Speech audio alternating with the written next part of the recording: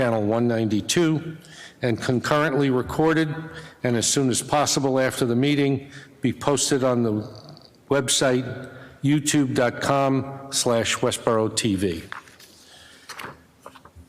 First order of business is approval of the minutes of October 10th and then October 17th. May I have a motion to approve?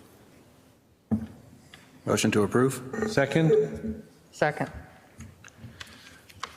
Since it's a remote meeting, we will call the roll.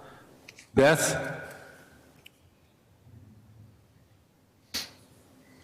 Melanie? Ford, yes. Bradley, yes. Dolan, yes. Leslie, yes. McMahon, yes. Shafford, yes. Moretti, yes. 700. 700.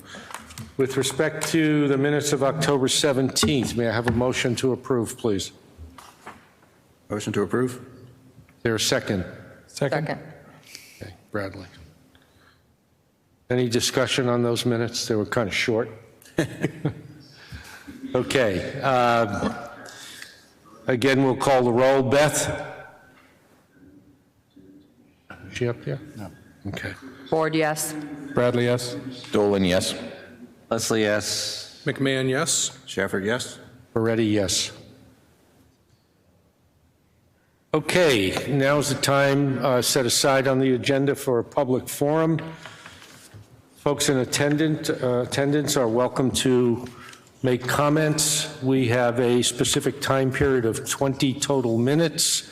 Speakers are asked to maintain a 2-minute presentation, and if we run out of time, we'll wait until the end of the meeting to finish off the public session. Is there anyone who wishes to make a comment to the Advisory Finance Committee? Yes, sir. Please state your name and your address. Oh, God, I can write this down. You can use that microphone. Pretty sure it's working. Hi, Steve Budalari, 9 Thomas Newton Drive. And I have a question for the committee. Do we have a final average household increase from the from the spending that was voted on at the annual town meeting and the special town meeting that we just had? With respect to all the taxes, or with respect With to... respect to the average house. For the Like- library project in particular, or all of the taxes? You're asking for the whole, everything that's currently approved. Everything that's currently approved, yes. We have an estimate for how much per average household if the library passes. So that would be separate. And Christy, you can correct me if I'm wrong, it's $731? She there? I guess not. She was. She was. Marvels of modern technology. Trouble hearing. Pretty sure it's $731, but Okay. we'll verify that again. All right, thank Okay. you. Yep. Can I just say something real quick?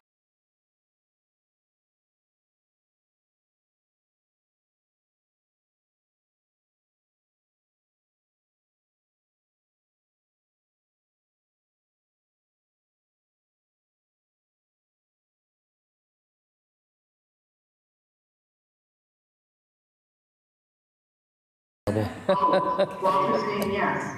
They just can't talk to us? You can hear us? Yes. And we can hear you. I can't hear the Okay. other person. Okay, for the first 5 minutes or so of the meeting, we couldn't hear on Zoom, so I just wanted to... Okay. All right. Seems to be okay now, but I think Leah was wanting to say something. Okay, Well, Leah, go ahead, please. Can you hear me? Yes. Okay, I just wanted to say that there was like a really bad reverb. So when it was almost like Mike was talking at the same time the gentleman was talking, and so I don't know if that's me or if that's Zoom or... Okay, so the question was with respect to the taxes that were approved. I recall the number $731. Is that correct? Yes, I believe that is accurate. Okay, I see Beth has joined us. Wonderful. Any other folks that would like to make a public comment? Yes, ma'am.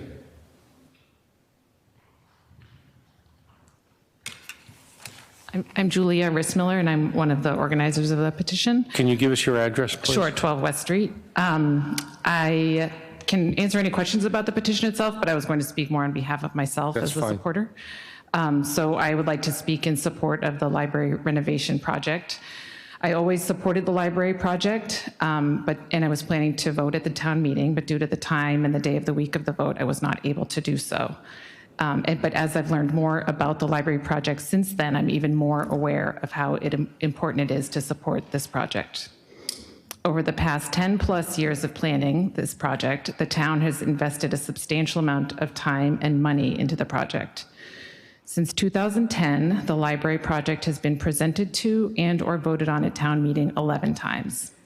A defeat of the project at this point risks even greater costs to the town and residents of Westborough, and certainly will require much more time in order to create another plan, bring the project to town meetings, and eventually repair and renovate the library. The building is in disrepair, and delaying the project even more means escalating costs and further deterioration of the building. There are also non-quantifiable benefits to this project. Support of this project is an investment in our community. The library serves and supports residents of all ages and income levels. The library is a hub of our community, and it has a central role in many town events, including the recent winter stroll. Students from Gibbons and the high school can walk there after school to study and meet with friends and classmates. A yes vote supports the town of Westborough as a community. It supports a central historic building in town, and it supports some of our most vulnerable residents, our children, senior citizens, and those in need. In addition, the library preserves our local history. So I respectfully ask you to please vote yes to support our town and community, our history, and the historic library building by voting yes on the library project. Thank you. Thank you.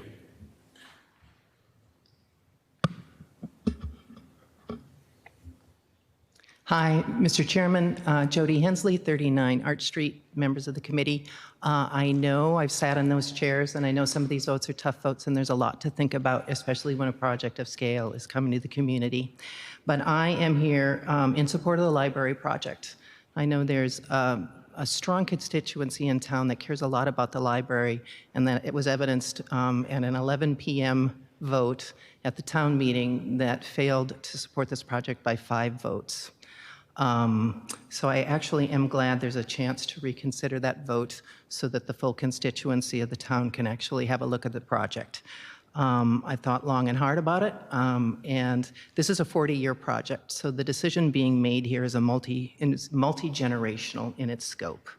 The last renovation was in 1980, and this, you can think about this as another 40-year project. The library is a bedrock asset for this town, and it serves everyone. And I think the state of a town library says a lot about the state of the community and what the community values. There 10 years have already been invested in the designing of this project. It will bring us a right-sized, appropriately programmed facility designed to meet the needs of present and future people, residents here in Westborough. And we have on the table right now a $9 million state grant, which I feel would be foolhardy to reject. A $37 million cost today will be a $100 million value in 40 years. If you go to an inflation calculator with an average inflation of 2.5%, applied from 2023 to 2026, we will look back and wonder how we ever got a library built for $37 million 40 years from now. I don't believe that holding out for the cost of repairs will be, if cost efficient, will be on our own without a state grant, and we'll need to fix a building that was built in 1908 and in 1980. Needed repairs will have been delayed already as the prospect of this new program has been anticipated for a decade, and that was out of respect for the taxpayers to not spend money on an old building when we were going to be approaching a new building very soon. We could end up spending more if you look at those numbers, because the $19 million in projected repairs is not a hard number. The analysis has not been done in any level of detail, which would cost another couple $100,000 to figure out what it would cost to adequately repair the existing library. We could end up spending more Without a state grant on a library that was designed for 12,000 residents in 1980, then we will spend on an appropriately state-aided building scaled for the over 21,000 residents we have living in town now. This is an important cornerstone community or project for the community. And with the state grant defraying a quarter of its cost, I think it's the prudent decision to invest now rather than pay more later. The project is an investment in our community and has great good value, and it makes good sense. These will be dollars well spent for a project that makes good sense. So I thank you very much for your consideration. I know your decision is, and your advice is well considered and not an easy vote to take. But thanks for your continued good work and for your time tonight. Thank you, Jody. Are there any other comments? Yes, sir.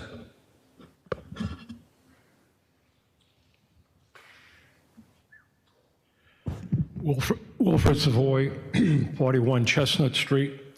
My comment is with regards to the Finance Committee's procedure at town meeting, and I would request that the Finance Committee provide detail on the reason for their votes, both pro and con, on this particular article on the library as well as other articles.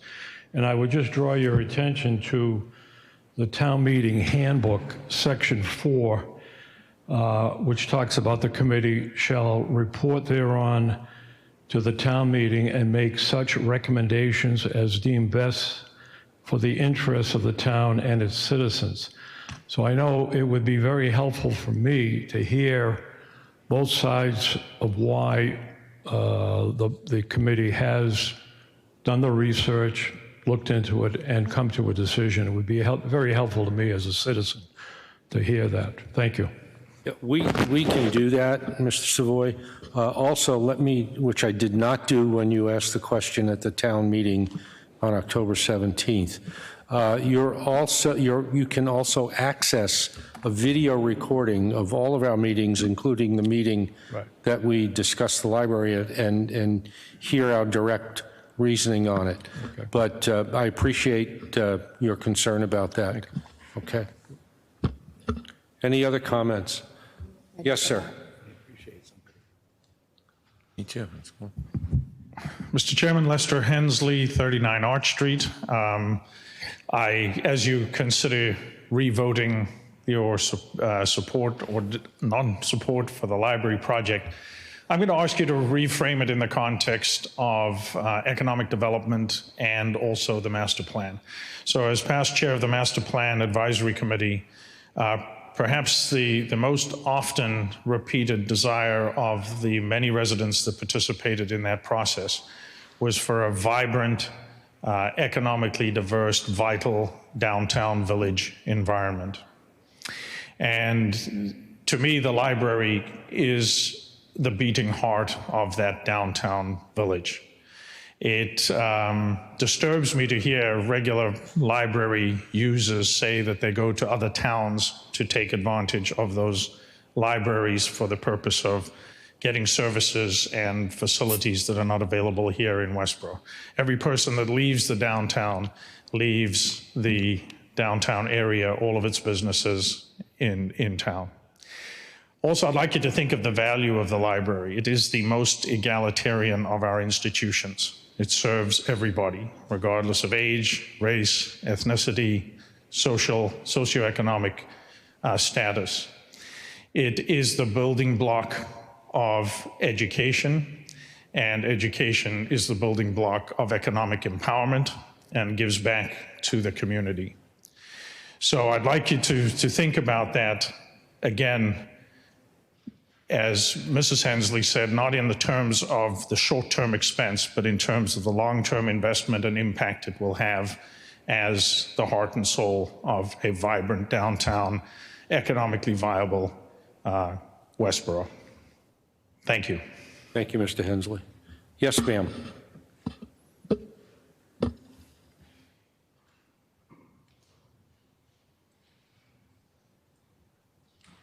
Perhaps we can bring a microphone to you. You want us to bring it to you?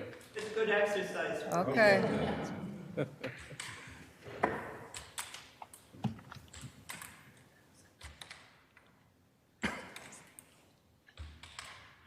I grew shorter. I'm Anna Kung, 14 Cortlandt Drive. Personally, I would like to be able to go to the opening of the renovated library, and I hopefully am not joking, in my lifetime.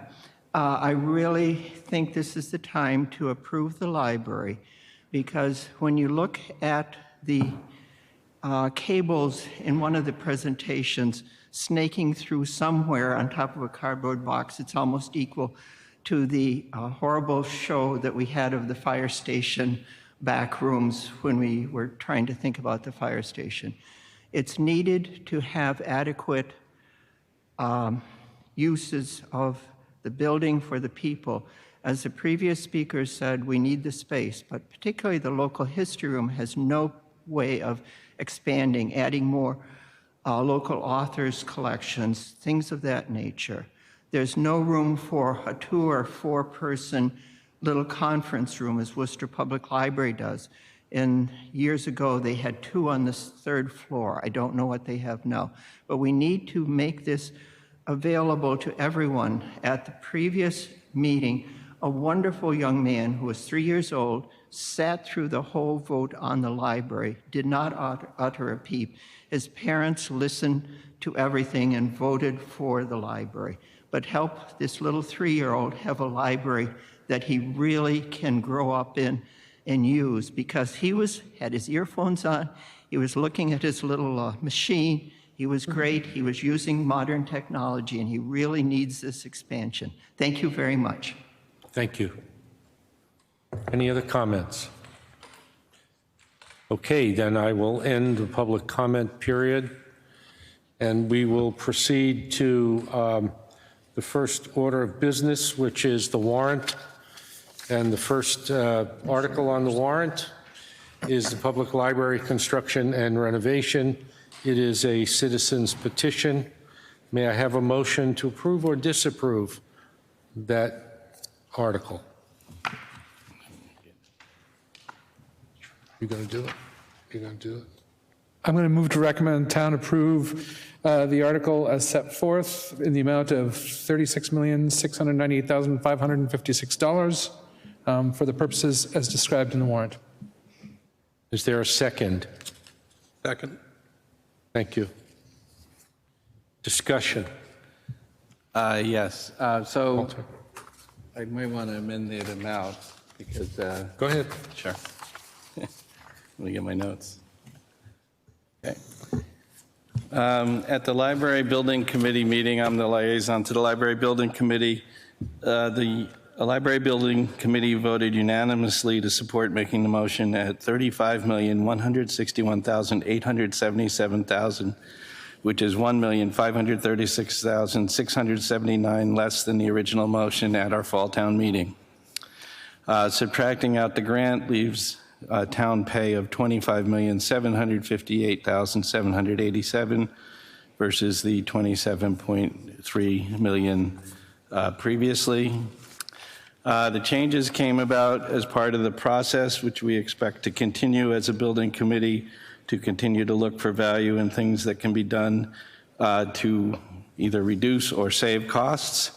In this particular case, the architect and owner's project manager and the construction manager got together, and some of the stuff that was noted was the price of natural copper that was going to be the exterior cladding had really skyrocketed, and we were able to save a good deal of money by switching to painted aluminum. A roof screening system that was somewhat complex with mansard roofs and gutters was thought that it could be done much more economically by using a screen system for visual and acoustic screening of the HVACs on the back portion. There were some other minor changes in demolition costs by having some better understanding. In addition, because you decrease the construction cost, you end up with a savings in soft costs of contingency and professional services, because those are proportional to construction. There was not a change in the footprint. So You're okay with it? Yeah, of course. Was that a motion? Because I'll second that motion. Well, I guess it's a motion to amend. Yeah, okay, that's where I thought, like, technically we're going. So I will second that The motion. new number is 35,161,877. We're going to need a motion on the amendment, and then we'll move forward with the rest of the discussion. So the motion is made and seconded. We'll need a vote. Again, since we're remote, it has to be a roll call vote. Discuss first, or? No. Discussion afterwards. Oh, we're just discussing whether The to motion. accept the motion. Yeah. The adjustment. Yes. Okay, got it. Just wanted to clarify. Beth? Ms. Blumberg, I know you're there. I saw your picture. Did we lose her? She's there. Oh, Hold up 3 fingers or something. yeah. Yeah, give us a thumbs up, Muted. thumbs down. Sorry, I muted myself so you didn't hear me cough. All right, so we're voting on the motion, amendment to the motion. Yes on the amendment. Blumberg, yes. Thank you. Ford, yes. Bradley, yes. Dolan, yes. Leslie, yes. McMahon, yes. Shafford, no. Moretti, yes.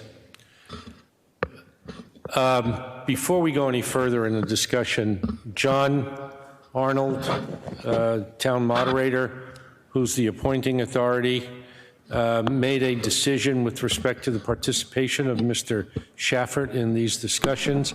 John, would you explain your finding, please? Yeah, sure. Hi, can you hear me okay? Yes. Okay.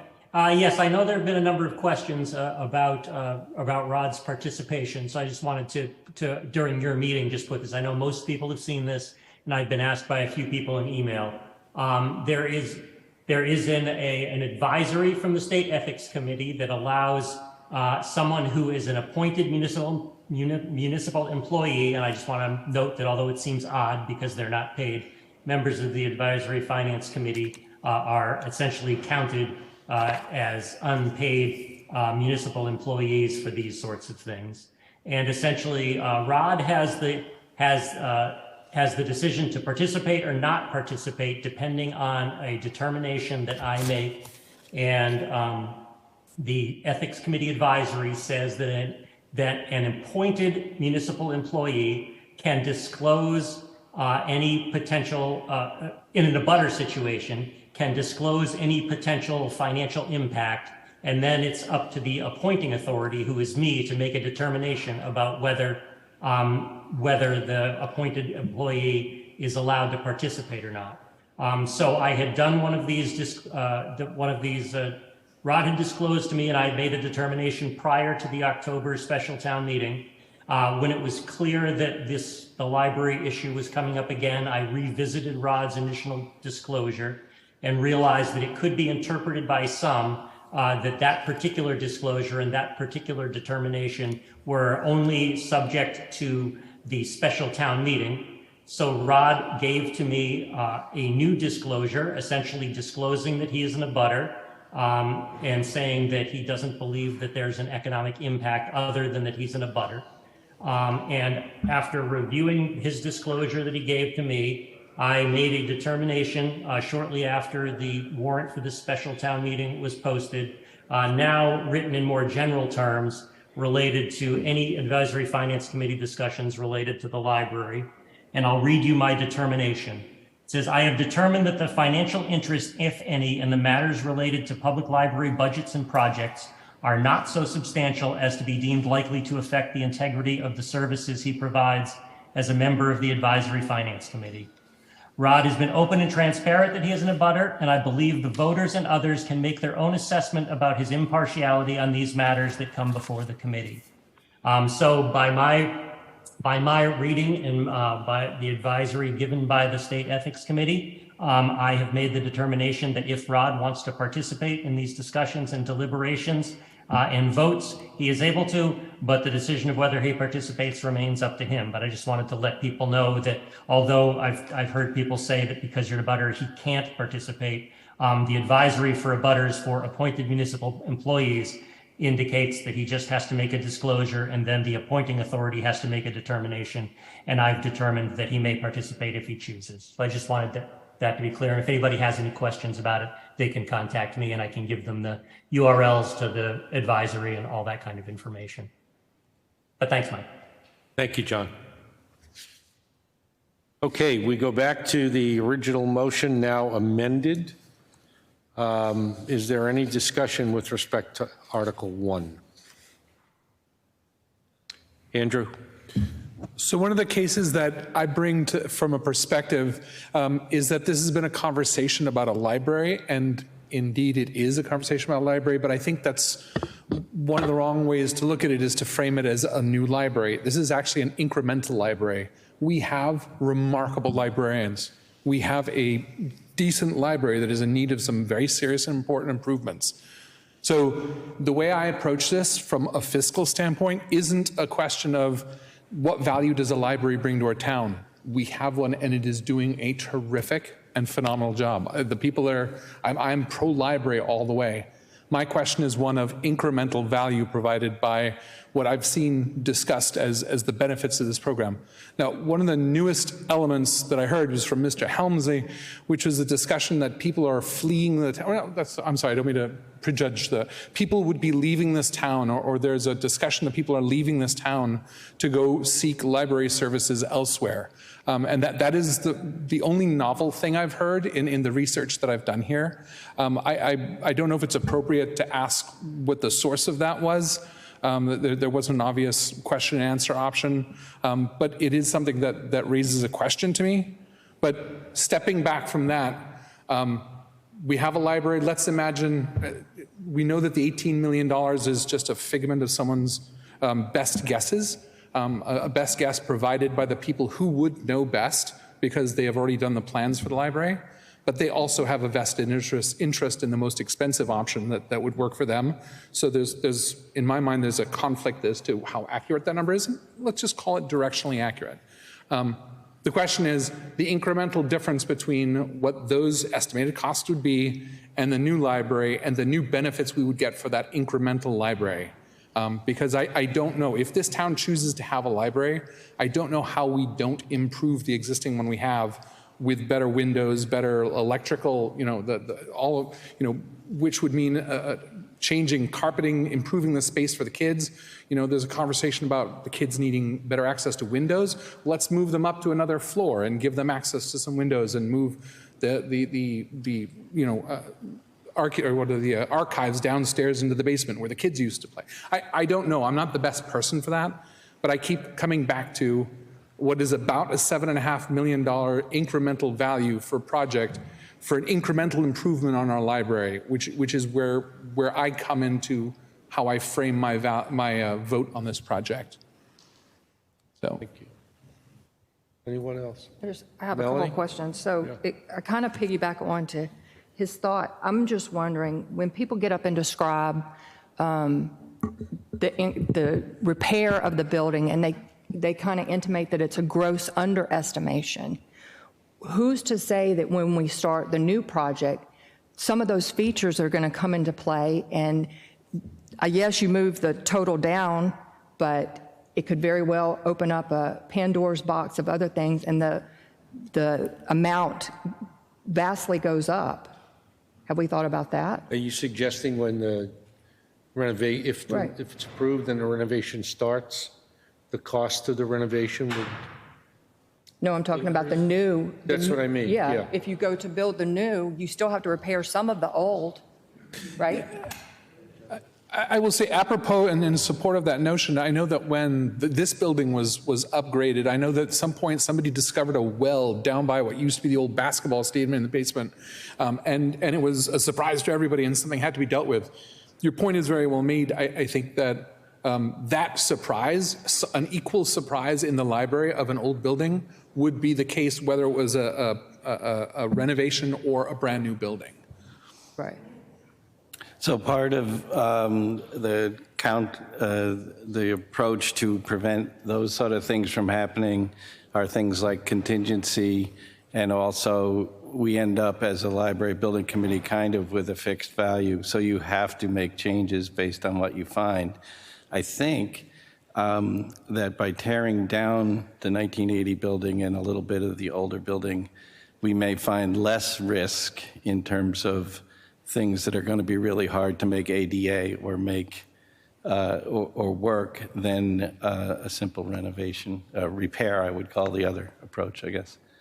So I think that part of the approach that the committee's taken with the construction manager at risk is that you come up with an agreement on an amount, and that's what you work to.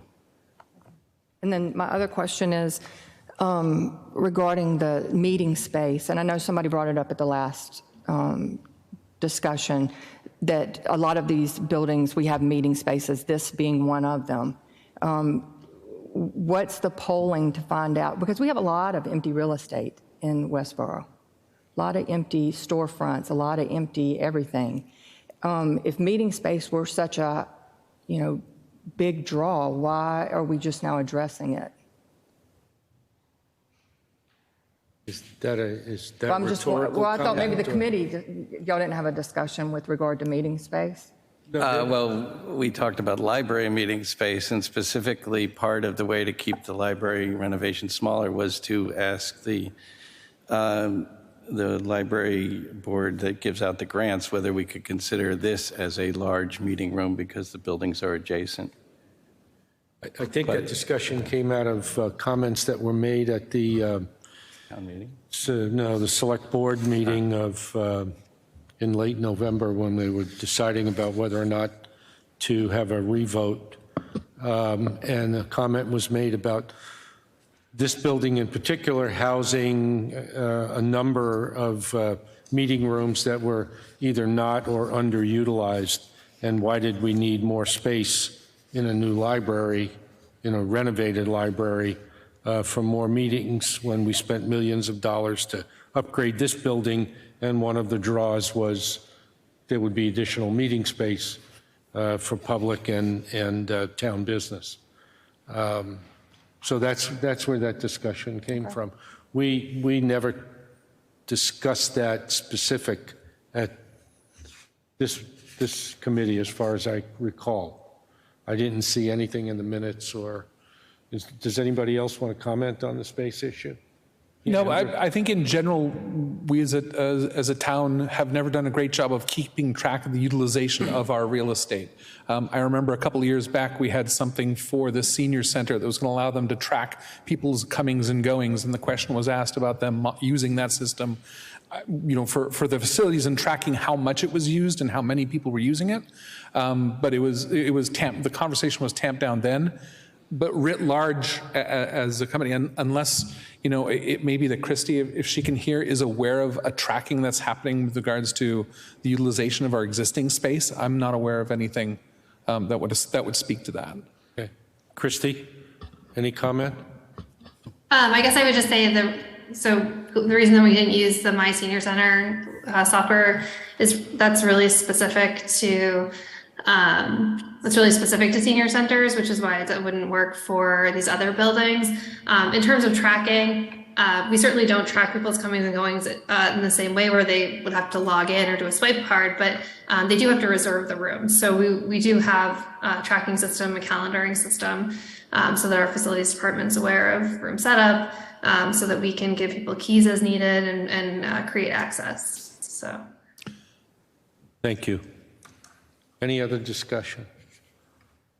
I do want to acknowledge that between last night and late this afternoon, I received about 25 emails through the FinCom site, and it ran about 4 to 1 in support of the library. Most of the emails in support were mirror images, look pretty much like cut and paste, and there were about 5 that were adamant about their opposition to this proposal or to this article. And prior to the select board meeting that I referenced earlier, I received about 7 emails, as I recall, strictly from those who were opposed to the project.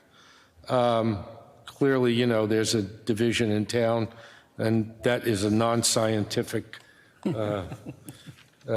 approach to what that division may be. So just to, let's get the numbers I think, correct, so we understand them. When we did the first calculations, which we spoke about in the report and recommendations to the special town meeting in October, we had to use a 4% calculation of the cost of capital for this building. We've since been advised by our lender that we should use a 4.5% cost of capital. And while we can all make our own assumptions about where interest rates are going to go, as someone said to me recently, plausible but not predictable. So we'll stay with the 4.5% for now.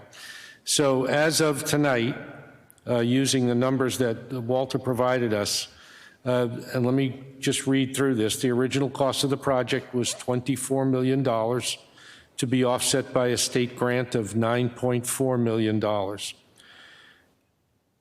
When the library project came forward because of an escalation in construction materials and costs, that amount increased to $36,698,000, and now Walter's amendment, and it's 30, did you say 35 million? 35,161. Right. So if we take that 35,161, subtract the 9.4, and the borrowing cost between 4 and 5% remains the same in total dollars because we've changed interest rates, even though they've reduced the cost of the project. It's still approximately $12 million in borrowing cost, which brings the actual total cost of the project to an estimated $37,929 using today's interest rates. The tax impact changes almost immaterially, and it can range from $174 to $316 to the average home, with an estimated average over the life of the borrow of $245, which was the same as the cost prior to this change in the cost that Walter brought to our attention. If anybody else want to make any comments, because I want to do a summation. Rod? Yes, go ahead, Beth.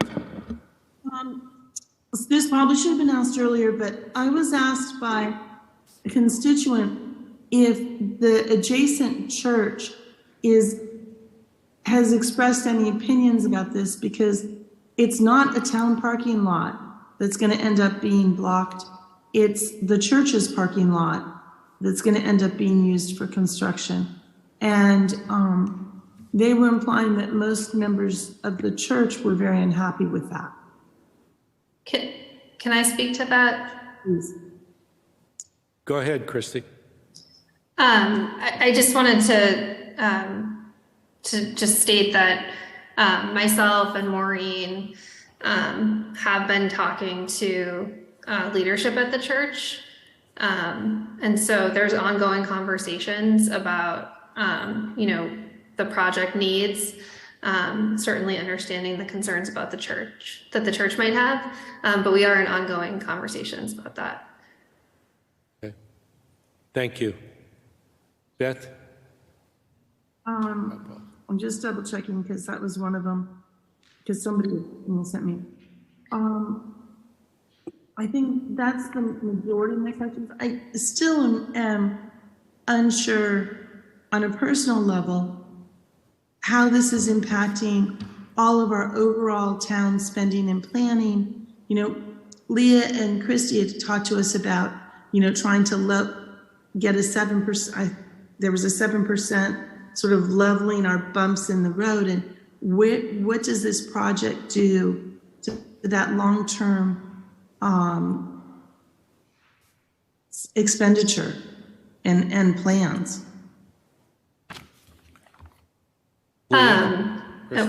Sorry, I was just going to say, we did have a discussion with the select board kind of earlier prior to the October town meeting about how this fits into the comprehensive fiscal management policy, specifically around the need to have a debt exclusion, even though we have excess levy capacity.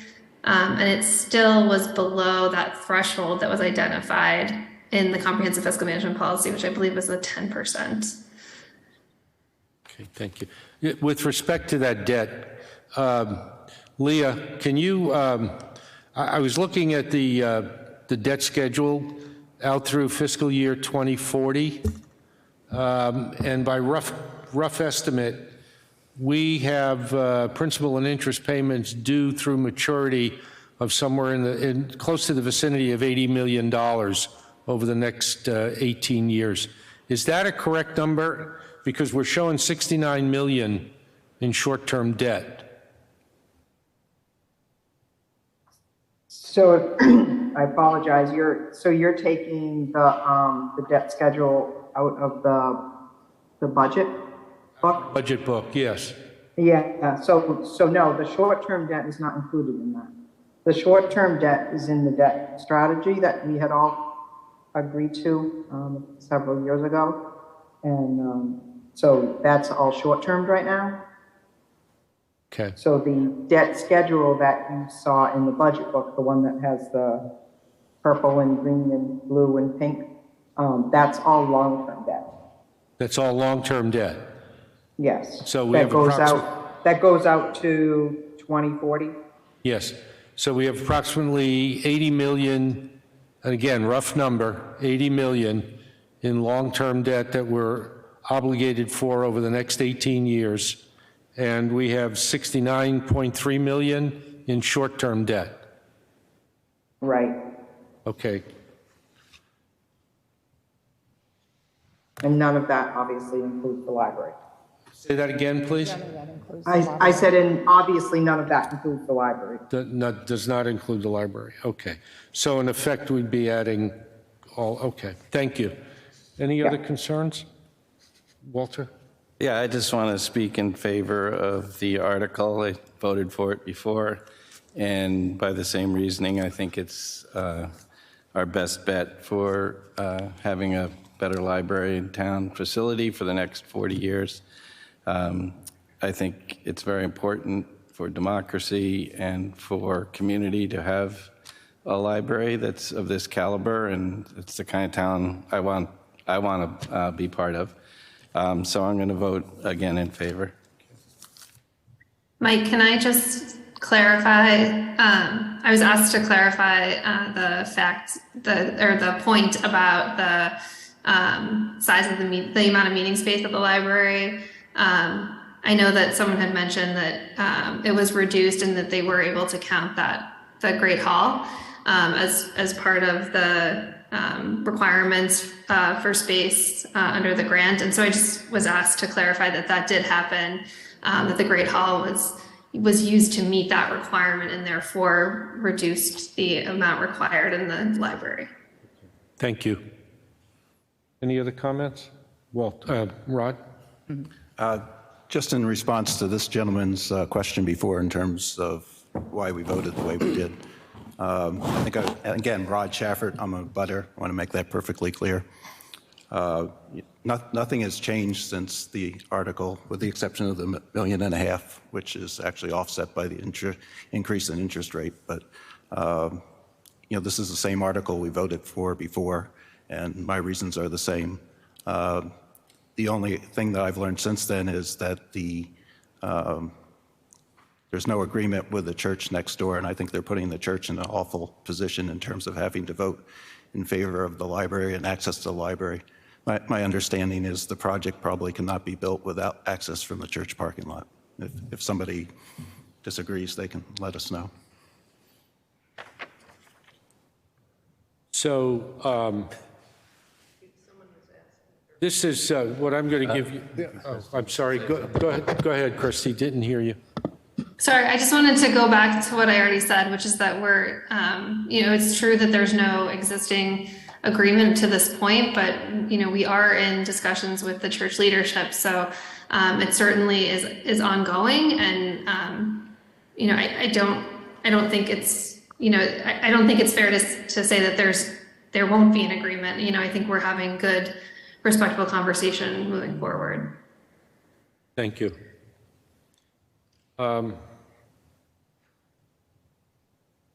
So, Mr. Savoy, this may be of interest to you. What I did was go back and take and look at the video and look at our minutes from our October 6th meeting and the meeting subsequent, and just put together a quick synopsis of the various salient discussion points that were taken from those videos and the minutes, just to kind of frame where we were when we took that vote.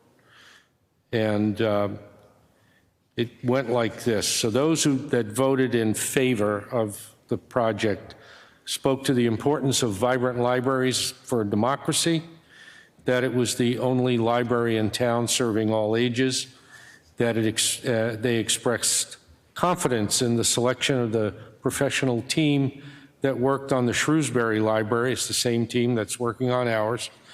They indicated their preference to get a new building for $27 million for 50 years versus spending $18 million for repairs only, with the latter being a number that could balloon and therefore increase risk versus rebuild, increase risk of repair versus rebuild.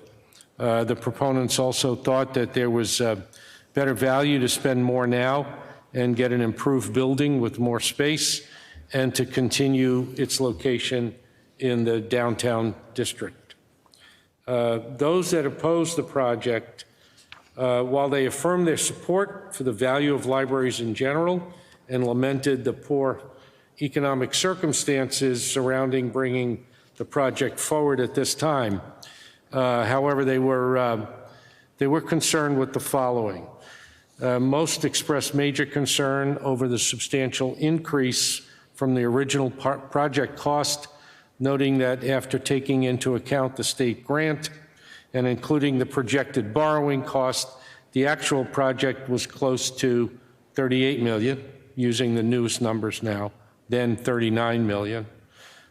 They also expressed concern over the cost of this single project within the context of other projects in the capital plan or being considered in the master plan, and the inability of the library to clearly state the importance of this project versus other projects that are under consideration.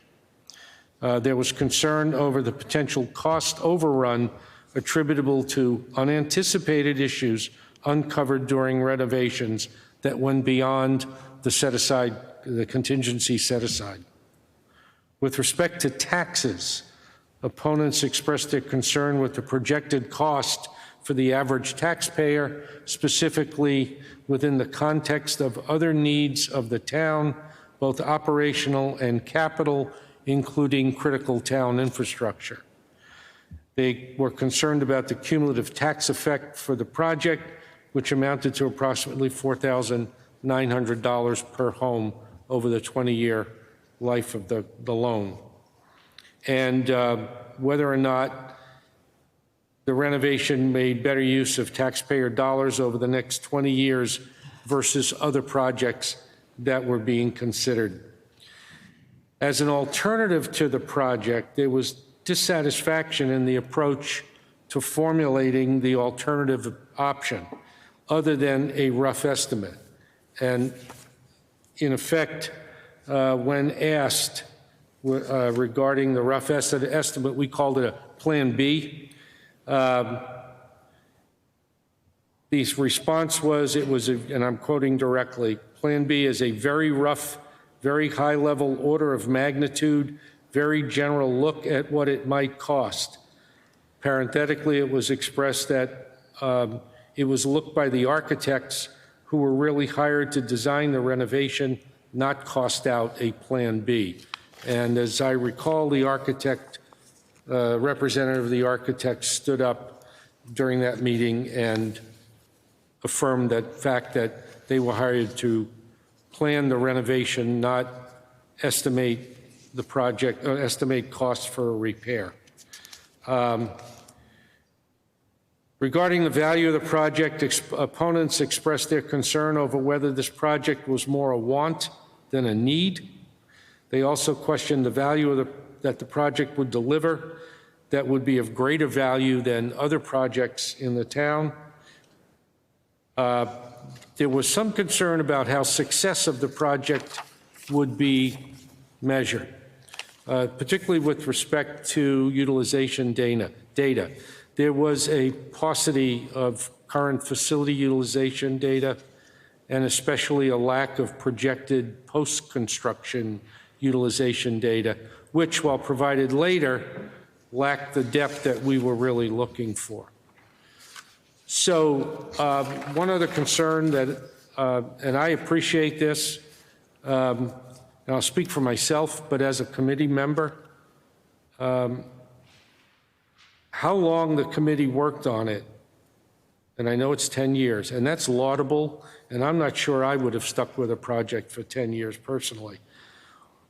The length of time they worked on it, frankly, is not relevant to the merits of the project itself. Lots of people work long and hard on projects, spend many days and hours and sometimes years, and those are rejected. It's disappointing, but from my perspective, it's life. We have to expect that. So as Rod has expressed, and I'm hearing what some of our other members are saying, I'm not hearing any major changes in this project that would get me to change my vote from a no to a yes. That said, if there's anyone else that wants to comment that hasn't had a chance to, Melanie? The only thing I want to say is to the cumulative point.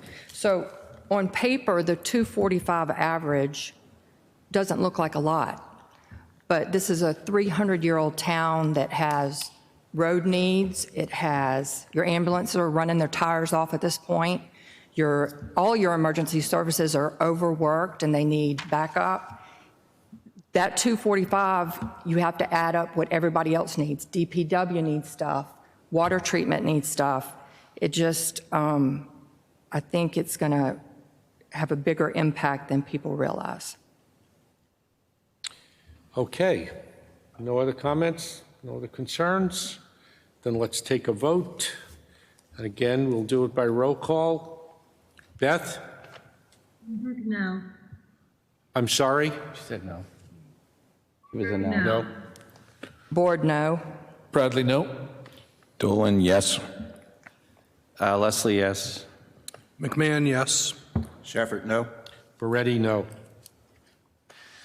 1, 2, 3, 4, 5, 6 no's, 3 yeses. Wait a minute. It must be five no's.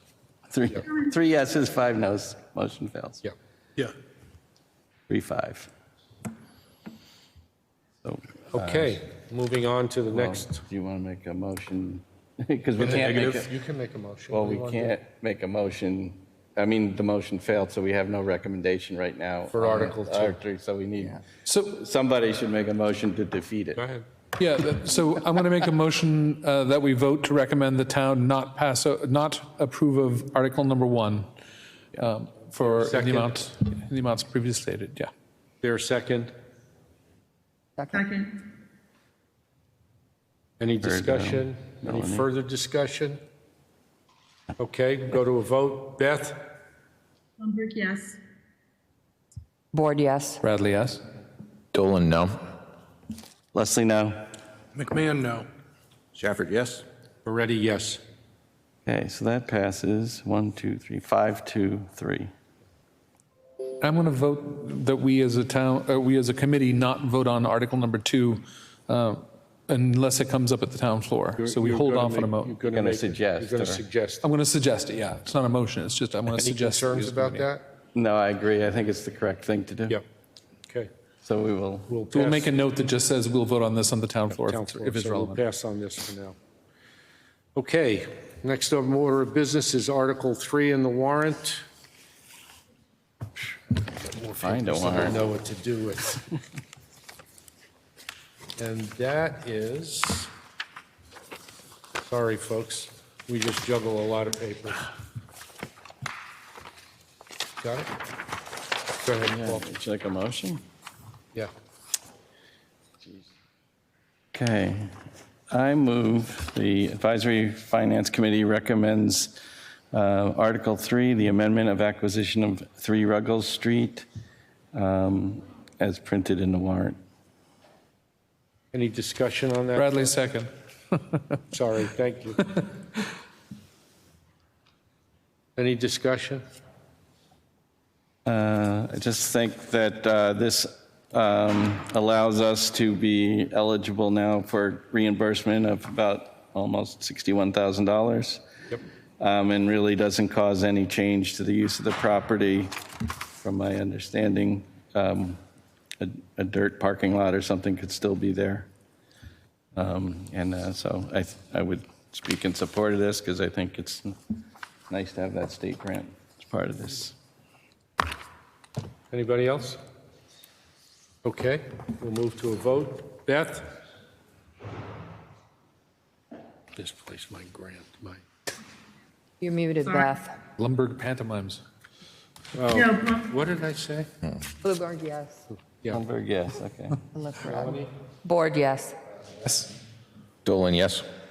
Leslie, yes. McMahon, yes. Stafford, yes? Already, yes. It's 8:00. Okay.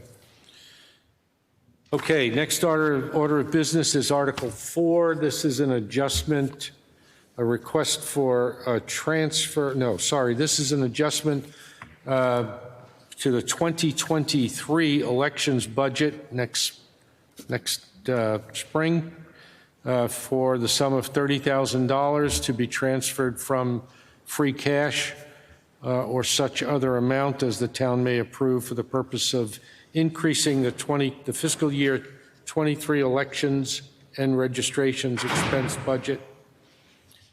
Any discussion? What basically, hang on a second. What basically is at work here is we have to rent electronic voting devices, and for the next annual town meeting, there's a need for approximately $30,000 to do so.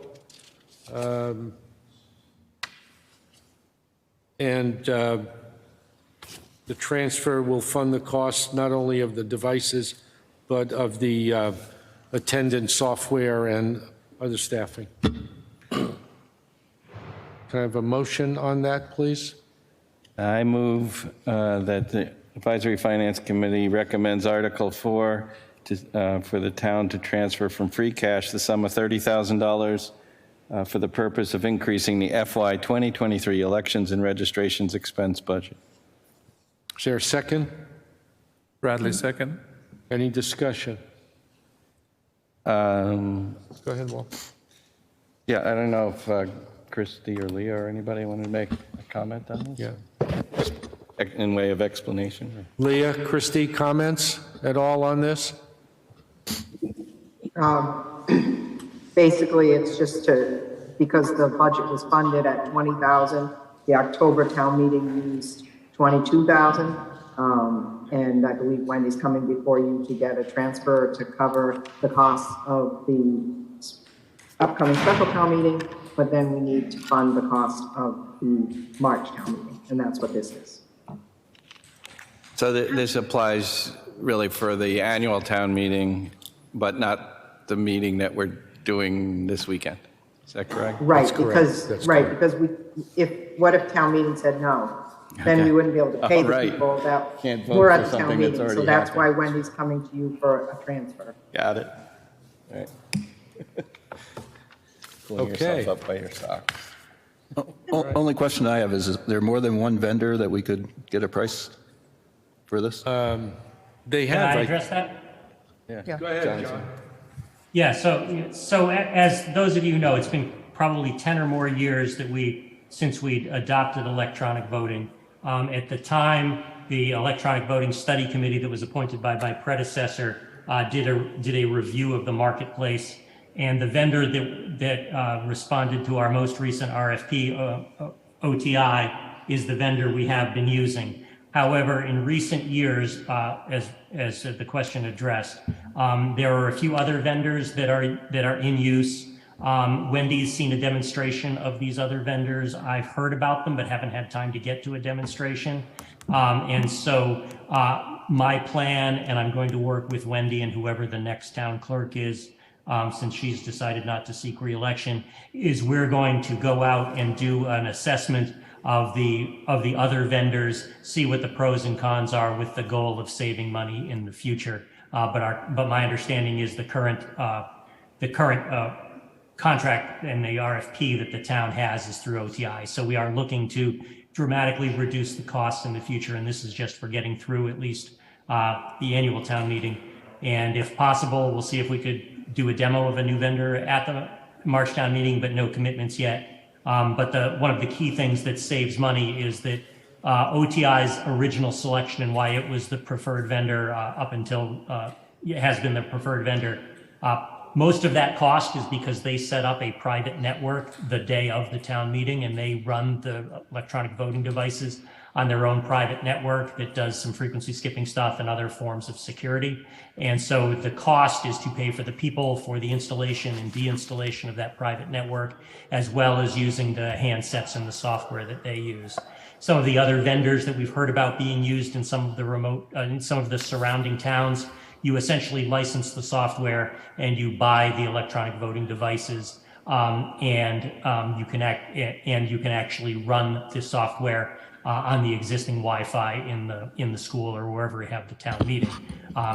I want to do a little more study to make sure that security isn't a big problem, but as I said, a number of other towns are using it. So there is a plan to try to consider reducing the costs, but it seemed a little premature for us to assume that we could switch vendors in time for March. But I'm certainly going to make an effort to work to see if we can do that as soon as possible. Thank you, John. Any other comments, concerns? Okay, let's move to a vote. Beth? Blumberg, yes. Ford, yes. Bradley, yes. Dolan, yes. Leslie, yes. McMahon, yes. Shafford, yes. Moretti, yes. That is 800. Okay. The next order of business is Article 5, the opioid settlement fund, and to see if the town will vote to transfer from free cash the sum of $224,199.85 or such other amount as town meeting may approve for the purpose of programs and projects set out in the Massachusetts State Subdivision Agreement for statewide opioid settlements and the National Opioid Settlement Agreement to combat the opioid epidemic. May I have a motion on that article, please? I move the Advisory Finance Committee recommends the town to vote from transfer from free cash the sum of $224,199.85 for the purpose of programs and projects set out in the Mass State Subdivision Agreement for statewide opioid settlements and the National Opioid Settlement Agreement to combat opioid epidemic. Thank you. Is there a second? Bradley, second. Thank you. Discussion?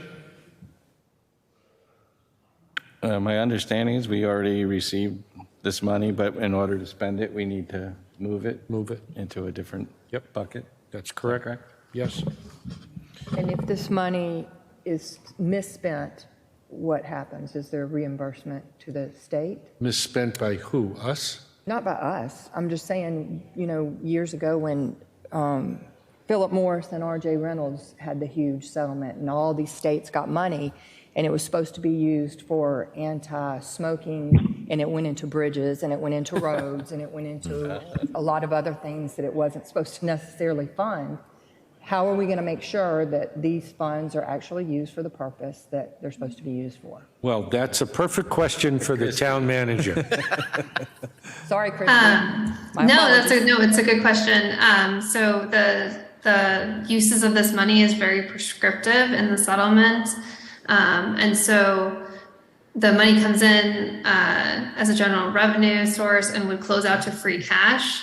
by appropriating it into this article, we're being specific about the fact that this money needs to be spent under the terms of the settlement agreement. So it couldn't be used any other way. Who's going to oversee kind of the expenditure? The health department? Since this would kind of fall under their We're actually going to purview? pull a couple different departments together that might have potential uses for it. So police and fire, youth and family services, and health department. Okay. Yes, Andrew. A question for Christy as well. Given that this is money we're appropriating out of free cash and we're expecting to get it, do we know the time difference between the income and the outlay? Is it going to be in the same fiscal year? So we did receive the money. Oh, okay. And it will it's not currently free cash because we've just received it in this year, but it will close out to free cash at the end of the year. Thank you. Yeah. All right, ready to vote? Beth? Blumberg, yes. Board, yes. Bradley, yes. Dolan, yes. Leslie, yes. McMahon, yes. Jafford, yes. Moretti, yes. That's 800. 800. Okay, Done with the warrant. and that concludes the warrant. I think that 1, 4, 6. And you'll submit those votes to Seal Sheila for the the book. quote R&R, the book. Next order of business is a transfer. We're going back to the town clerk. Town clerk has, you have a copy of this, all of you? Town clerk has requested a transfer from the reserve fund of $20,151.86 for two purposes. One, to make up for an overspend on the last election, and secondly, to acquire to rent 1,000 handsets and polling pads and a certain amount of that for staff for the upcoming special town meeting on Saturday, the 10th of this month. Would anyone like to make a motion on that? So where we transferring it from the AFC reserve? AFC reserve. Okay, I'll throw in a motion. I move the AFC authorizes the transfer from their reserve of $20,151.86 to the election and registration budget. I think that's correct. Okay.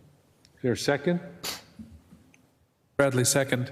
And we usually do have like IDs on here, so This is the form that was submitted, okay, so we know what the numbers are. okay. So it shouldn't, the account numbers is what you're talking about, yeah. We know. Yeah, there what isn't they a are. specific account Yeah. number written down. Any other discussion? Okay, we'll move to a vote. Beth?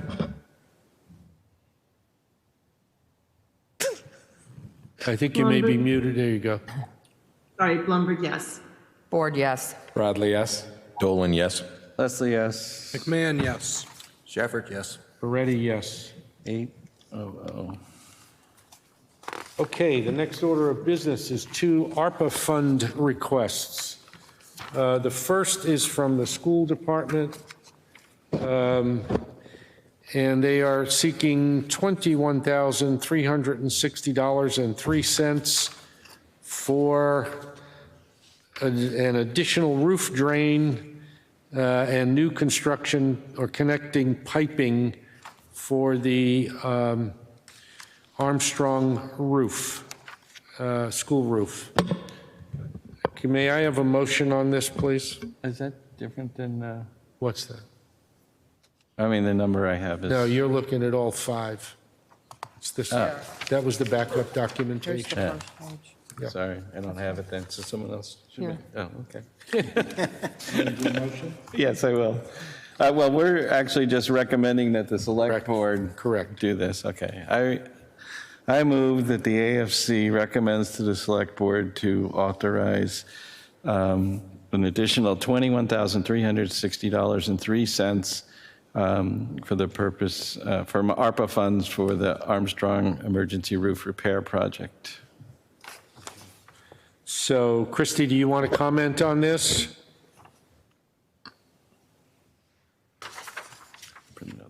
Sure. I just wanted to say that, understanding that we have a balance on the ARPA funds, we've reached out to everyone who had been awarded funds already by recommendation of the Advisory Finance Committee to the select, and then awarded by the Select Board, just to see if there were any projects that needed some additional funding in order to be completed. And so that's what you're getting right now, the result of that request to fill out a third ARPA form if they were in that situation. So we did receive 4 forms from different departments, and similar to the process we went through previously, we took those forms to the finance team. There was some more questions to be asked by a couple of them, but we did recommend to you for your consideration the 2 that are in front of you today. Okay. So, thank you. And just who, I missed, but who made the second to that motion? No one. Nobody. Oh. Bradley second. Oh. So I didn't miss it. No. I didn't have anything to fill in. Okay. So just to put this in context, the Armstrong School roof replacement was, and this is indicated on this form that you all have, was an emergency procurement project. And as a consequence, the additional scope of the work was identified during the scheduled inspections by the architect and the consultant. 5 change orders were required, and this is one of the 5 change orders for the roof drain and the new installation of new connection piping. Okay, any concerns? Yes. Just a question. This is just a matter of how we're allocating our ARPA funds. Correct. This isn't a reflection on how we might have already spent contingency funds for the account? This is just a request for ARPA. Okay. The finance team, the town manager's finance team has already recommended this to us, and our job is to make a recommendation to the select board who will approve the allocation. Okay. Because I also noticed the other 41,000 didn't come out of contingency as well. It came out of WPS funding. That's so is the project at this point at risk of losing contingency funding, or did it not have contingency funding? So this particular project, we had the quote when we came to the boards asking for the award. And so we've treated these awards as grants, and that no additional money can be spent beyond the amount that was awarded. So because there were a couple of change orders that had additional costs, the school has come back to ask for that additional money because it went over the quoted amounts. Okay, thank you. Okay. You look puzzled, Andrew. It may just be that small projects, and $1 million isn't small, obviously, but I mean, I've been attached to a couple of projects, construction projects, but it may be that a small project doesn't have contingency funding built into it, and which may be why $40,000 costs are considered like changes, separate from like dipping into contingency. Well, my suspicion is that this would have been a request to use free cash at some point. But not if it had a contingency. And it may just true. be my experience is that these projects just don't have contingencies, which is why we're already going to WPS and additional ARPA funding. So it's really just about the mechanisms, not about the value of the project, really, is what I'm trying to figure out here. Andrew, I had the same concern, and I reached out before the meeting, and Mike got the answer. There was no contingency, which doesn't seem like good practice. Well, it seems kind of fine when you have a quote and a grant, because you're just trying to, I mean, you have a quote. Yeah, but construction by its nature is going to be, you're going to find other things. Like the notion of a change order in a project is not. But your choice is to authorize ARPA funds that you might not use. They didn't want to leave ARPA money behind on the table.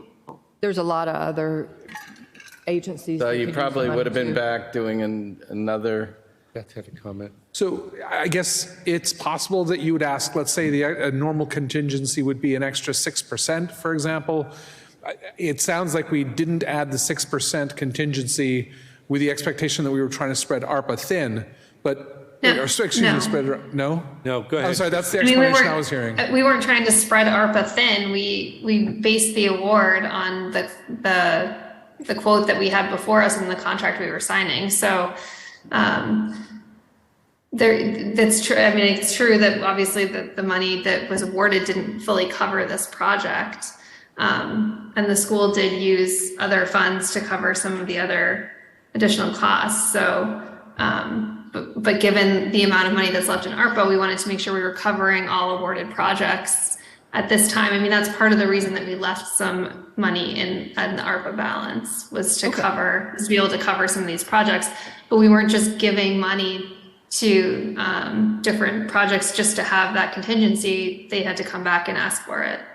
And I'm sorry if that's the implication I was making. It does sound like contingency was built into the planning, but it was built in through the mechanism you said, which is some additional ARPA funding was held aside and that would then be distributed. So that makes me feel better that this planning was attached as you would a normal construction project. So thank you, I appreciate the explanation. Can I ask then, how, is there any money left in the ARPA funding? I mean, beyond what we're doing today, or? That's you, Christy. Yeah. Yeah, I'm just pulling it up. So beyond today, there would be, let's see, an additional almost $170,000 if you recommend both of the proposals in front of you. A balance of 150,000. 70. A balance of 170. 70,000, okay. Thank you. So the questions I would have is, what happens if we don't vote for this? And two, what is the mechanism to use the remaining 170,000?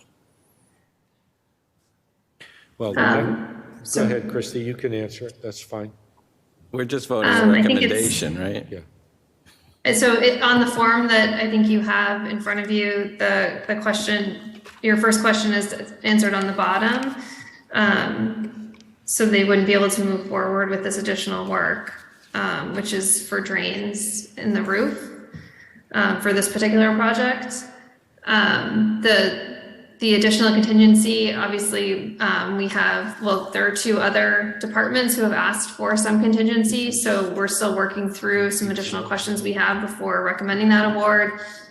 There's also, in terms of larger projects still outstanding, is the high school rooftop chillers that were awarded ARPA funding. So in reality, it's the select board, though, that actually, we're making a recommendation to the select board.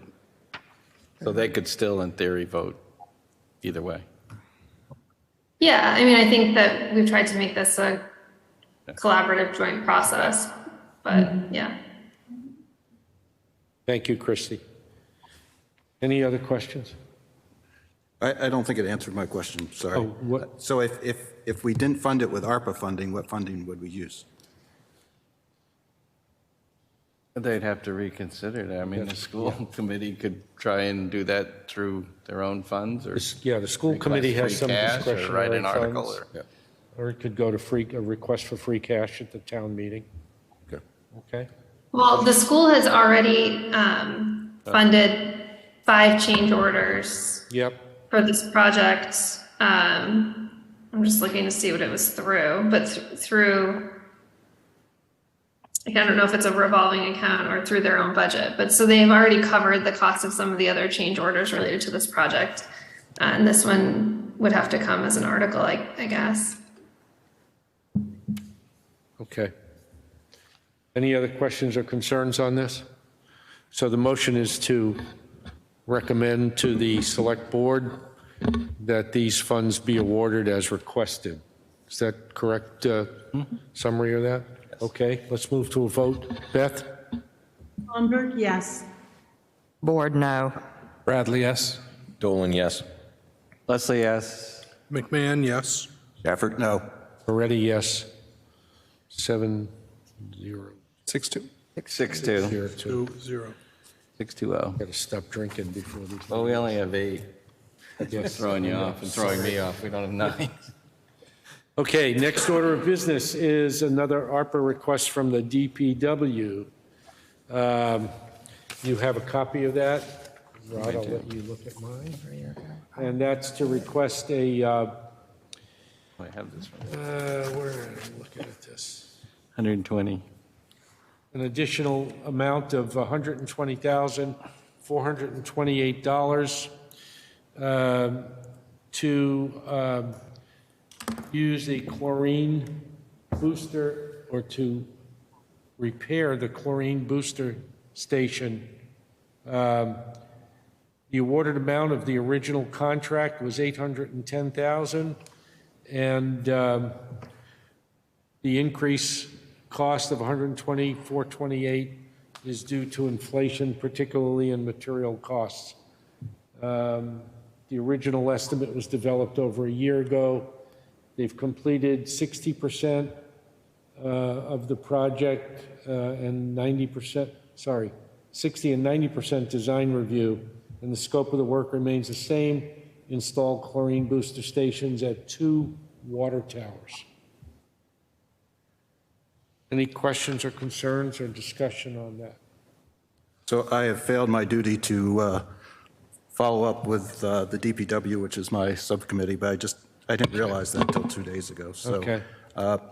my concern on this one is similar to what was just discussed, but my understanding is the project will bid in December and we don't have a firm value yet. So my recommendation would be to wait until we have a firm value for the project and then vote on it then.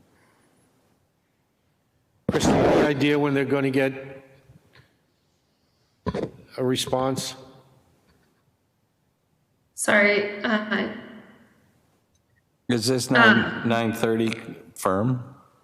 I guess is the question. yeah, I mean, so this is the project, the new project cost. So they do still have to go out to bid, but this is the cost that's been identified as this $930,248. If we don't have the additional funding, then the plan would be to go to the town meeting in March to request the free cash.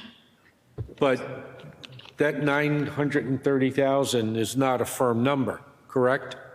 The bid has not been Should say rendered or not responded to? Should say. Can we bring this back at another That's advisory? what let me get it. Sorry. Christie? Yeah, so so it does say that it'll be ready for bid in December. If it's, so this is the money that's needed to just prepare it for bid. Well, suppose we recommended not to do it at this time until we got an official bid, so we don't have to repeat the process again. So if you look at your form, it says if the additional funding is approved, the project will be ready for bid in December. So if it's not approved, then it won't be ready to go out to bid. And so then they would just come in March for the additional funding so that they could go through that process. So there's something that prevents you from getting bids if there's not approved money? That's how it's being, right, the final preparation. That's how it's being described by the DPW director, yes. That sounds a little strange. You have to pay to play? You have to make it worth their while to bid on it. I'm sorry, Beth, what? I think that for some of the projects, you have to show that you have earnest money to make it worth their while to bid on the project. So that if they're bidding, that the project really will happen. That's a novel approach. But I guess we don't know if it's really going to be 810 or 930,000 or somewhere in between. Yeah, somewhere in between. Well, if it came in lower, we wouldn't spend the money and the money would revert to the ARPA funding. And if it came in higher, they got to figure out what to do. This is, I'm okay with going ahead now then, if that's the case. I don't It doesn't sound like we're going to come doing back that. in a week. I don't like doing that, but, Christie, are you saying there's no alternative? If we don't recommend it and the select board agrees with our recommendation that this thing is dead in the water until December? I mean, sorry, That's the, till next. yes, till that's what I'm March? saying, because that's the information that's been provided to you. Yeah, Yes. it's till March, okay. And so then how far back would that push? The project completed summer of 2023, that's if all the stars aligned. If they don't, how far does that get pushed back? So he says down here that it'll delay the project by 6 months and risk weather delays. Because it would push it 6 months, so it would push it into the winter. Push up the price. Push up the price, and it is chlorine for the drinking water, so I think, Yeah. okay. All right, My only other question would be, is there a contingency in that number? yeah. I'm assuming this is actually an estimate, whether or not that estimate Has a includes contingency or not. Yeah, let's not go down that path again, please. Okay, We would need Chris to answer yeah. that. All right, any further discussion on this? Are we, all right, let's go. Beth? Bloomberg, I yeah. don't think we have a motion. Oh, I thought we had a motion. Well, at least Walter? I don't have anybody I written down thought you here. made a motion. Sorry, I will now. Thank you. I move that we recommend the Select Board fund from our American Rescue Plan funds an additional $120,428 for the chlorine booster stations project. The new project total is $930,248. Bradley, second. I have a second. Okay, now we can vote. Beth? Blumberg, yes. Ford, yes. Bradley, yes. Dolan, yes. Leslie, yes. McMahon, yes. Shafford, no. Moretti, yes. Hey, that would be a 7-1. 7-1, right. Okay. What's next on the agenda? Moving on, Liaison reports. liaison reports. Are there any liaison reports? We met with school committee today. I'll cover that. You can if you'd like. No, go ahead. My voice is shot. Any? Andrew? So Sherry Wittes was the director of the conservation, and she has since left the town to greener pastures, but on her way out, she's presented to the Capital Expense Planning Committee something that I refer to as one of those beef photo moments. And those are my blinding flash of the obvious moments. And that is that when we have been approving land purchases, as we've gone through as a committee, and we spend our couple $100,000 for Ruggles and a couple $100,000 for what have you, one of the questions that's never been asked or accounted for is, even though that there's like trails on those properties, how are we maintaining those trails? And I give high props to the conservation group who's finally said, look, we're going to be asking for a recurring amount. So I take issue as to whether or not that's really a capital question, but I do want to acknowledge the fact that the town is saying that some of the resources that we give credit to for in these land purchases that we're making are going to start getting supported and maintained on an ongoing basis so that we can keep them viable and vibrant and useful for the community at large. I think that's great. And my takeaway for this committee is that from now on, I'm going to be remembering, and we should all be mindful to ask the question, when we're buying the land, what is the ongoing recurring cost to support it? Because large bridges or something like that on that land will be very different in terms of cost than smaller, like walking paths and that sort of thing, benches. So it was an interesting discovery. It was an interesting forum to have the discovery, but I wanted to give credit where it was due for the discovery and just sort of change our behavior going forward in terms of the way we think of these land purchases. So thanks. Can you comment at all more about the capital committee and the schedule and what are you guys up to? Sure, we've met and as of today, we're submitting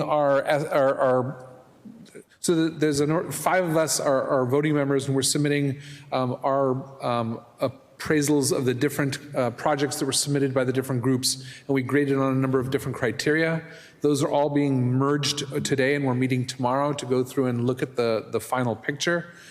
We don't work off, it used to be, for those who remember this, we used to spend about $1 million in capital every year as part of this effort, but we've taken a much larger view of some of the things that are going on. So we're seeing all of the capital activity as well as all of the funding. So at this point, we've just seen how the funding is going to be attached to these individual items. We're going to look at how all of the participating members are voting on the value of these items.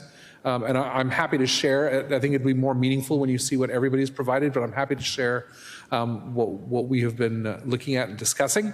But in the next meeting tomorrow, presumably we should be coming out with our votes as to how we want to proceed for a recommendation for which of those capital expenses we're looking for.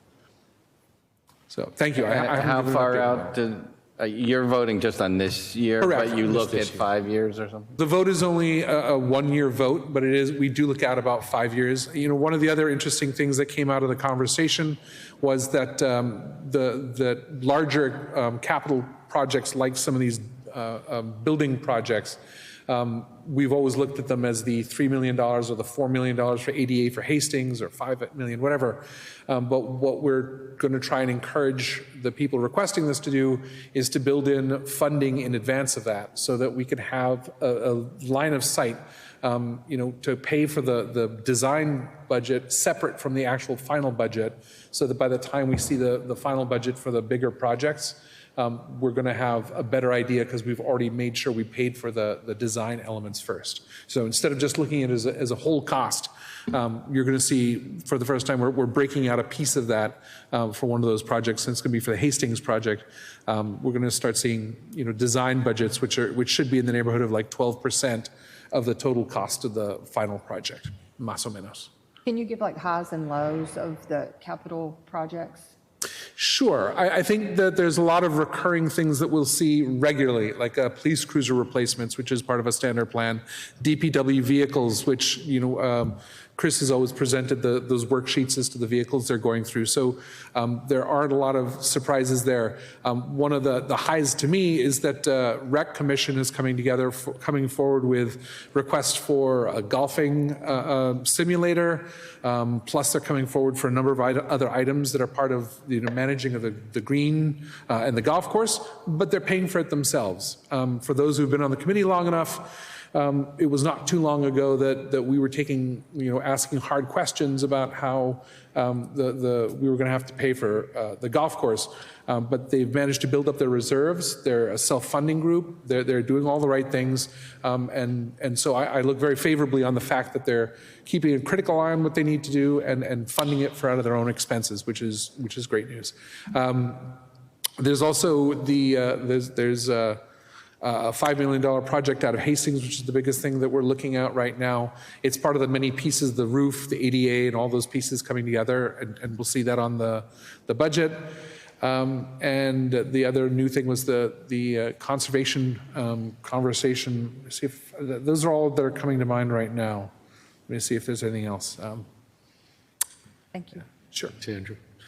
Just to build on that, because I was going to cover it in the report on the school committee, but just to talk about for a second specifically with the schools. So for 24, they built in front end 12% design on the Mill Pond roof restoration for $132,000. And again, it's a placeholder. They built in 12% on the Hastings roof, $504,000. This is the design phase. And then on the Hastings ADA construction, and Amber said, please don't panic.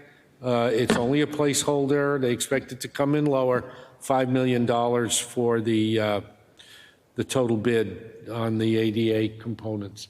So that $5 million may not be a real number, and it may be substantially lower.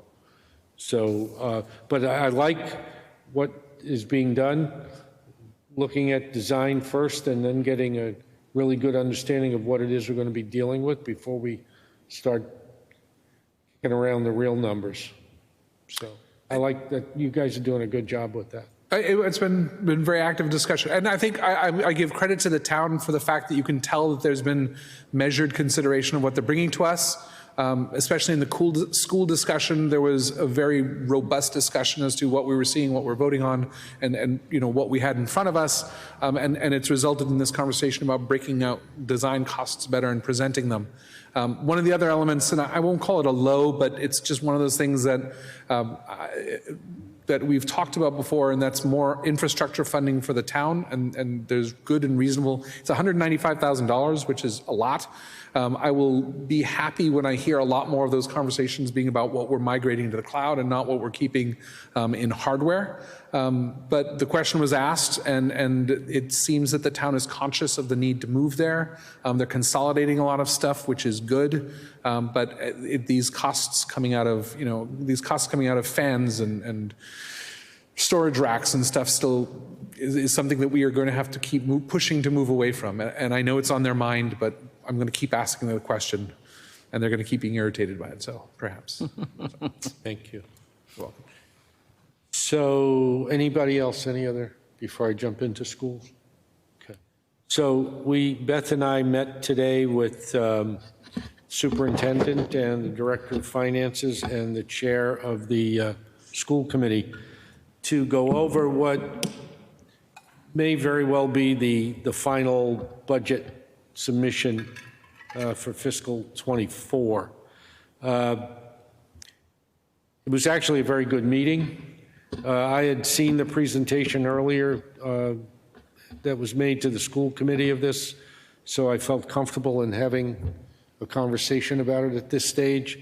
There's some real concerns about technology facilities, trash and telephone costs going up, electricity costs going up. And, several cuts were made in facilities during fiscal 21 and fiscal 22. And right now, what they're trying to do is restore those cuts to get these facilities back up to, or back on track, as opposed to deferring more maintenance. But the real issue that's overhanging the schools right now is a mandated state inflation number. And I know this is going to shock a lot of people, but the Office of Services at the state level, DESE, has mandated a 14% cost increase in two areas: supplies and services and special ed. Those are significant increases. I'm sorry, you said supplies? And services and special ed. So the school is working through a strategy for dealing with these. I was more concerned today in the meeting with the strategies for going forward, particularly with the OSD mandate for operation. I said operation and maintenance, it's service, it's operation and maintenance, same thing. There's a concern with transportation right now as well. There is a shortage statewide of bus drivers.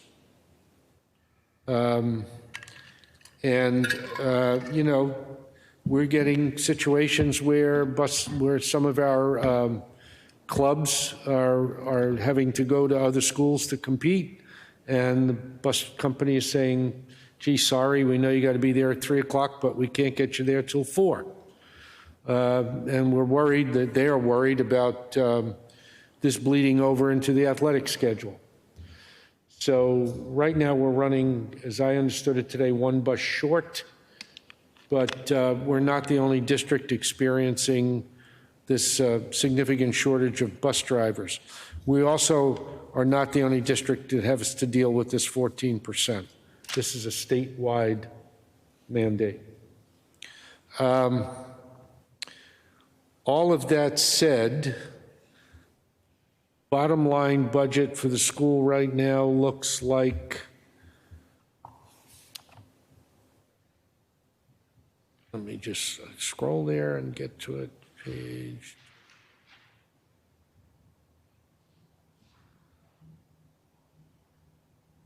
Bottom line budget looks like a $2.7 million increase, or 4.54%.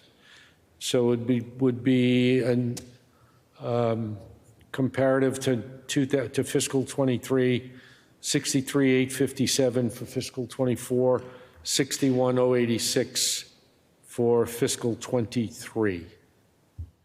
And that would be an approximate tax impact of $337 per household, average household. That does not count the capital request, by the way, that Andrew spoke to. Doesn't include capital. But contract negotiations, by the way, there are 9 units that they are negotiating with, 6 union and 3 non-union. And based on the conversation today, they're pretty confident that those contracts will come in within the scope of the budget. Yeah. What's the, if you know, the change in enrollment?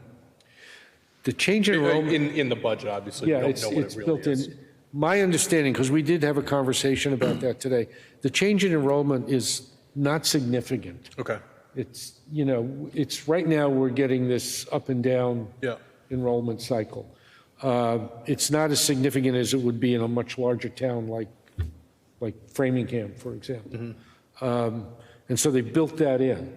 One of the things, and I agree with them, one of the things you want to avoid is, you know, when you have these slight changes in enrollment, creating this roller coaster effect where you're responding to an increase and then responding to a decrease by pulling services or staff.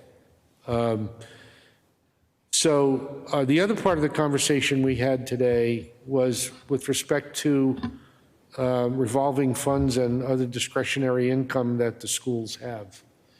And we're going to talk about that some more. You know, every time we talk about a school budget, we always look at the expense side. And I think it's time that we spent a little more effort in having conversations and looking at the revenue side. Some of those revenues are obviously from the state, and they're restricted with respect to their use, but they do have revolving funds and other income that is discretionary, and it's at the discretion of the school committee on how those funds will be spent. So I think that when we sit down with them, and they're going to be working on those numbers, when we sit down with them to look at this fiscal 24 budget, that we pay some attention to those items. Any questions? Any other questions? Yeah, Andrew. I guess the idea that the state is mandating increasing 14%. So I get that we hire the teachers that let's say SPED, for example, just for the sake of focus, we hire the SPED teachers who are going to be supporting the students. So what part of that has the state saying this needs to go up by 14%? The out-of-district schools are allowed to set a new rate every year, and the recommendation is 14% higher on the out-of-district special ed. Got it. Okay. Christy? Beth wants to speak of that. Sorry. Yeah. For the last couple of years, it might be as many as 10. The out-of-district increase has been about 2% or less each year. And they suddenly went, oh my God, we're having retention issues. We're way off base. And they did this major correction, which is throwing all of the superintendents across the state for a loop because it's so wildly different than what it has been. So does that factor into our circuit breaker then? So while we maybe charge more now, are we going to get a little more on the back end? We always do, yeah. We always do. Yeah, and they're waiting to see, you know, Chapter 70 money has yet to be dispersed, and they're waiting to see what that's going to be. Everybody's got their fingers crossed that it'll be higher. All this being said about the 14%, I mean, as Beth said, it did throw the superintendents statewide into a bit of a quandary. Sure. That they're now formulating. It sounds to me like it's going to be a collective strategy to take to the state level to see what they can do about dealing with this mandate. Okay, thank you. Okay. I'm just, So you said 337 is the impact per household. That's a average. back of the envelope calculation by moi, okay? Based on our usual, our usual, But, okay, let's say we're at an even 3, then if the library is approved, and that's only for the library? you'll have short-term debt, that's it. Yeah, It'll be a couple of years out. yeah, before you hit it. Still talking about, that's 2 elements of the whole town running, almost $500-600. And don't forget the $50 surcharge that we now have from the CPA. Community Preservation Act, yeah. So, and that is just, 2 pieces of the tax puzzle.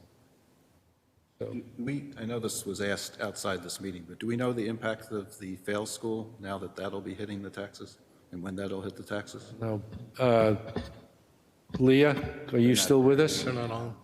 They're They're out of gone? life. They disappeared just when we had a question for them. Okay, no, I don't know. I can I think ask. that because, the same issues they were talking about interest rates, I'm sure they weren't originally calculating the level of interest rates that we're seeing right now. No. Isn't that on your 20-year chart, though, through 2040? Don't we see, and I don't know what you're looking Sounds at. like it's still under short-term borrowing. Short-term.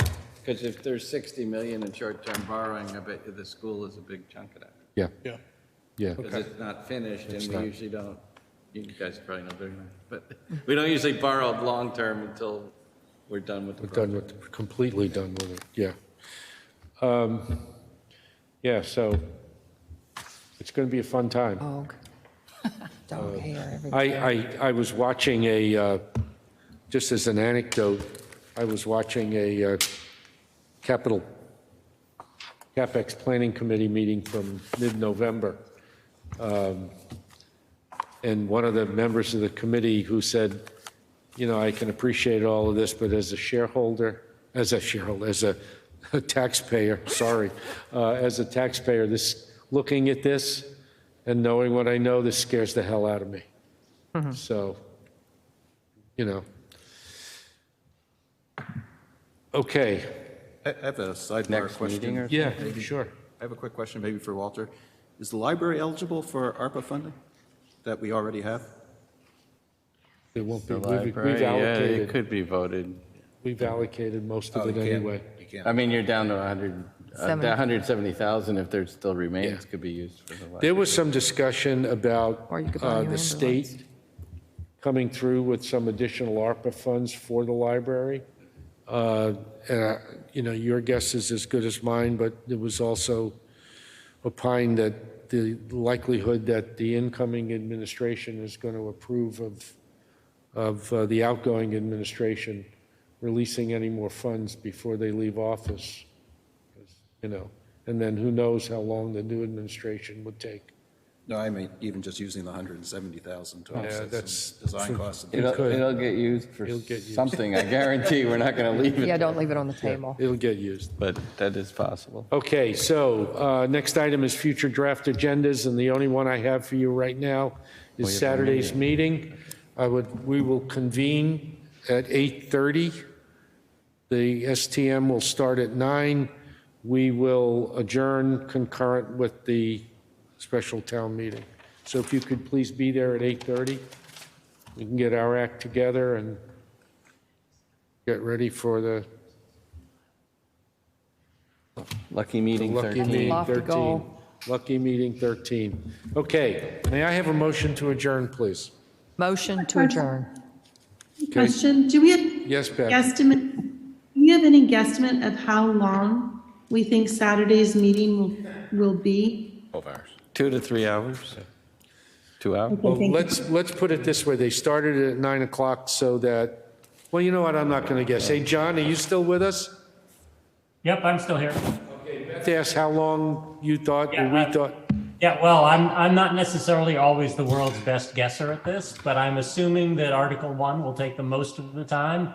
And given that we'll need to hear the pro and the con presentations, remarks from your committee, probably remarks from the select board, and to give it a fair deliberation, probably no one will be able to move the question for like 45 minutes or an hour.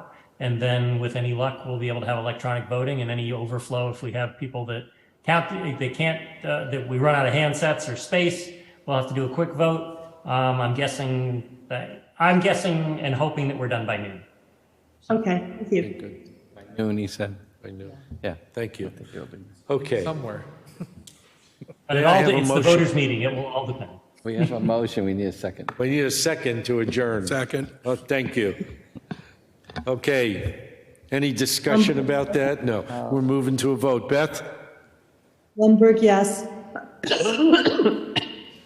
Yes? Bradley, yes. Dolan, yes. Leslie, yes. McMahon, yes. Stafford, yes. Moretti, yes. Thank you, ladies and gentlemen. Thank you, Westborough TV. 52. And thank you, you got Christie. Thank you, folks, for attending tonight. Thank you to a hardcore audience. I mean, this is, Yes. Commitment. you could have left